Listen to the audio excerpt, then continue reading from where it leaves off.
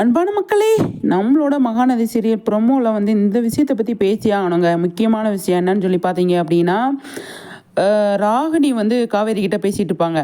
அவன் புருஷன் ஜெயிலில் தான் இருப்பான், வெளியிலலாம் வரமாட்டான், நீ வந்து ஒன்றும் பண்ண முடியாது அப்படிங்கிற மாதிரி நக்கலாக வந்து ராகினி வந்து காவேரி கிட்ட பேசிகிட்டு இருப்பாங்க. காவேரிக்கு பயங்கர டென்ஷன் ஆயிரும். ஒரே யாரை ராகினி வந்து கன்னத்தை சேர்ந்து ஒரே அற விட்டுருவாங்க. அது செம்ம அப்டேட்டுங்க அது.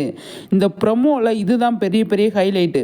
அடிச்சுட்டு அவங்க வந்து தாத்தாட்ட போய் பேசிகிட்டு இருப்பாங்க. அதில் வந்து இந்த குரூப்லாம் வந்து காவேரி நடிச்சிட்டாலே இவளை ஏதாவது பண்ணி ஆகணும் அப்படிங்கிற மாதிரி ஒரு முடிவு எடுப்பாங்களோ அப்படின்னு சொல்லி தோணுது. பார்ப்போம். கண்டிப்பாக வந்து அடி வாங்கினதுனால வந்து ராகினி வந்து பயங்கரமாக கோவத்தில் தான் இருப்பாங்க காவேரி மேலே. இனிமேல் தான் கொஞ்சம் பயங்கரமாக இருக்கும் அப்படின்னு நான் நினைக்கிறேன். நீங்கள் என்ன நினைக்கிறீங்கன்னு சொல்லிட்டு கண்டிப்பாக வந்து சொல்லுங்கள், சரிங்களா? அது வந்து ராகினி வந்து எப்போவுமே வந்து காவேரிக்கு எதிராகவே இருப்பாங்க.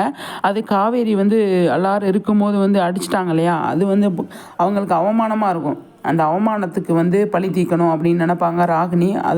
அவங்களோட மைண்ட் செட்டே அதுதான். அதில் எந்த மாதிரி கொண்டு வர்றாங்க அப்படிங்கிறத நம்ம பார்க்கணும். சூப்பருங்க. இன்றைக்கி ப்ரொமோ வந்து நம்ம எதிர்பார்த்தது இல்லைனாலும் ஓரளவுக்கு ஓகேவாக தான் இருந்தது.